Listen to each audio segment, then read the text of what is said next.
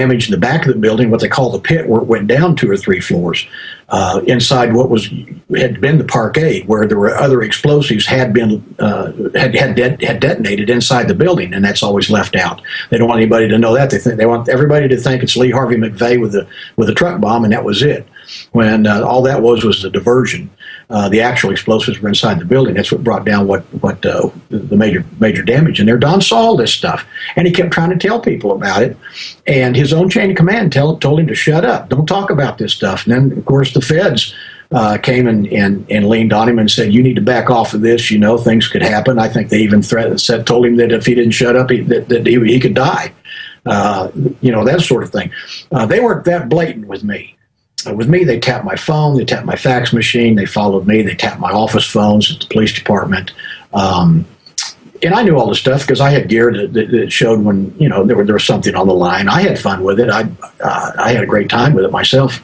They didn't intimidate me. I just don't scare easy. After, I've been in the Marine Corps in Vietnam and all the stuff I've been through, I just didn't scare it, so it didn't bother me. My deal was, if you're going to do something to me, bring your own body bags and bring your lunch, because it's going to take a while. And that's just the way I am. So they didn't try that tact with me. But with Terry Yakey, on the other hand, that was a whole different deal. Terry, I never knew Terry. I never met him. I found out about all of this later on. Excuse me. But he was a sergeant on the police department in Oklahoma City, and I think he was the first one in the building. And he didn't like what he saw. I don't know exactly what he saw in the building, but I suspect he saw possibly some charges that did not go off, because one of the ladies, Jane Graham, who worked there, had gone to work, I think it was a day or two before that, and saw who she thought was Andrea Strassmeyer, and 2 other guys in the basement of the building putting putty on the columns and stringing what she thought was telephone wire between them. But to me, it sounds like it was probably composition C4 and dead cord that they were stringing on the columns inside the building. And they were wearing GSA coveralls as camouflage. So later on, we find out that, not all the charges probably went off, and maybe Don Browning saw the damage and Terrence Yakey saw some of the charges. I don't know, but that's a theory I have. But whatever it was he saw, he kept trying to tell people about, and he was told by his own chain of command, stay off this, it's a federal deal, you don't want to do this, back off, just forget the whole thing, and he just wouldn't do it. And so he was accumulating evidence. He's getting statements from witnesses. He was talking to people that were survivors and things like that. His apartment was broken into. He was being followed around, and on one particular night, one particular afternoon, he was supposed to have dinner with a friend of his, and he called him up and he said, "Listen, I've got to run some stuff out to my mini storage in El Reno." And he said, when I get done with that, I'll come back and we'll go to dinner as soon as I shake these 2 feds that are following me. So for some reason, he thought that there were 2 federal agents following him, probably, in some sedan or something, wearing sunglasses. I don't know. But he was under the impression that they were following him. And he never came back. No one heard from him again. And he was found the next day near not far from the El Reno Federal Reformatory, in a field, out in the middle of a field. His car had been abandoned on a side road there. There was blood in the car. The car was locked up. They found a knife up where the heater would be, up under the dashboard. Why would you use a knife and then hide it unless you were doing something to somebody else? Because they wrote this whole thing up as a suicide when they found his body.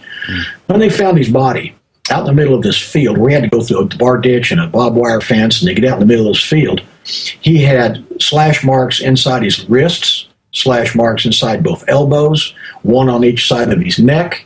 He had rope burns around his neck, or ligature marks around his neck, and he had handcuff marks on his wrist.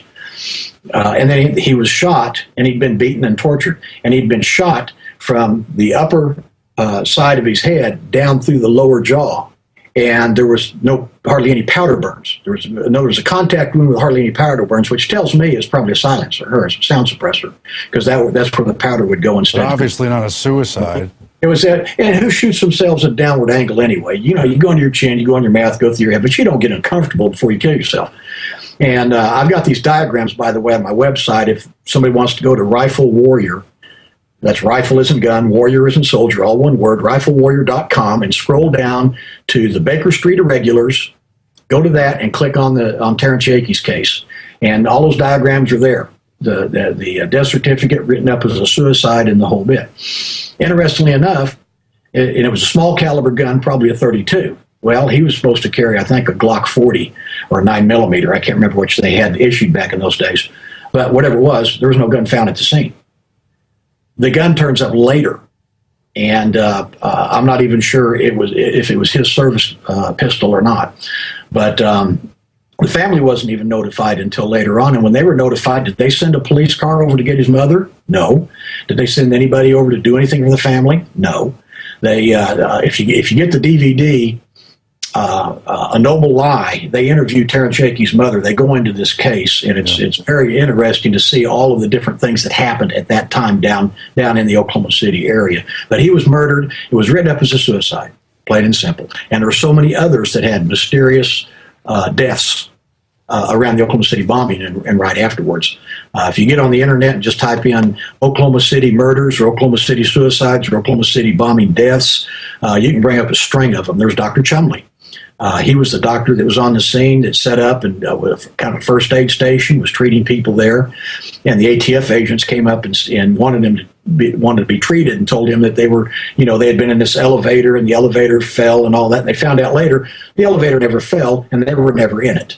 They weren't even in the building when this thing went down. But he was telling everybody these guys weren't hurt and they were not in the building when this happened.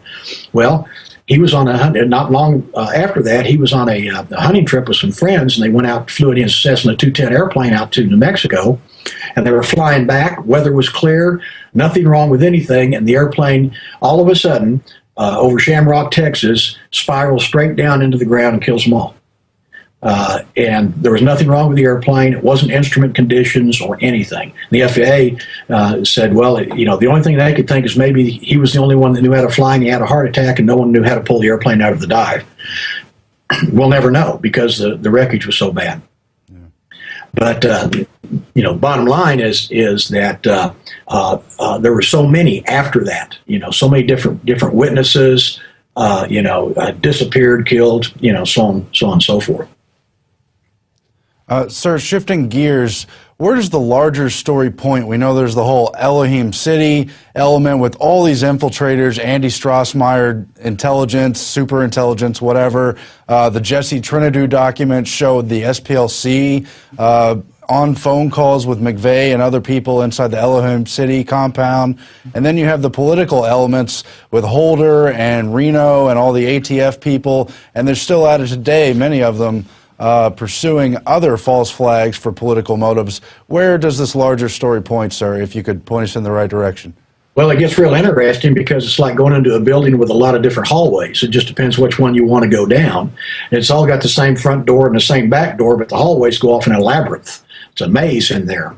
What I couldn't understand is we had on day 3, day 4, and day 5, of course, they'd got McVeigh by then and they put him in jail. And all the eyewitnesses were pointing to these Middle Eastern males wearing blue jogging suits that were in front of the building that ran off and jumped into a brown GMC pickup and raced away from the building just as the truck pulled up and so on and so forth. We're following Middle Eastern connections all over the place. The APBs that were coming out had to do with Middle Easterners, Arab types. Then all of a sudden on Sunday, the whole game changed. The FBI raids Nichols' brother's farm, James Nichols, up in Michigan, and didn't find anything up there. They searched the place, didn't find anything. They've got Nichols now. He's turned himself in Harrington, Kansas.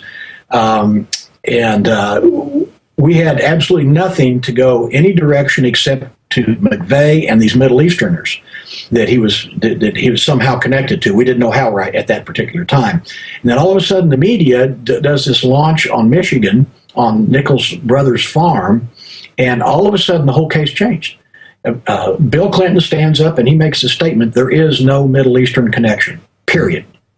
Okay, wait a minute. That's all we've got is Middle Eastern connections. What's going on here? And that's when the media launched off on the right wing, conservative radio talk show host, the militias, and so on and so forth. And I couldn't understand where they were getting all this. Where's all this coming from? This may be the natural enemy of the Clintons, and it may be the natural enemy of the left wing and the communist and the Marxist and all that nonsense. But they're not involved in the Oklahoma City bombing. No, we haven't got one thing pointing that direction right now. And there, FBI asked me, it said, do you think any militias are involved in this? I said, no. I said, if there was a militia around here and they knew the federal building was going to be bombed, they would have guarded it. Now, if it was the UN building, that'd be a different story. I'd start looking that direction, but not a federal building, a public building. That's like, blowing up the post office. Who wants to do that? There's something else involved here, and something's not right, because all we have is Middle Eastern connections. We don't have anything pointing that direction, but the FBI all of a sudden shut down its investigation of any lead that went to a Middle Eastern connection, and they started focusing on militias, the NRA, right-wing radio talk show host, as Charles Schumer said, right-wing radicals, all this kind of stuff. We had nothing going there, and I couldn't figure out what was going on. And then, a couple of months into this thing, my FBI contact guy that I was supposed to be working with called me up and he said, hey, have you ever heard of a place called Elohim City? And I said, Elohim City? What's that? He said, it's a place in Oklahoma. I said, well, I've lived here 40 years and I've never heard of it. And he said, no, it's supposed to be some kind of community in Oklahoma. Well, he knew a lot more about it than he was being honest with me about. I think he just wanted to know if I'd ever heard of it or knew anything about it. And I never had. I had to research it myself to figure out what it was. And it's nothing. It's just a group of houses out in the middle of nowhere woods on the Arkansas border, just inside of Oklahoma. And it's basically one family down there, the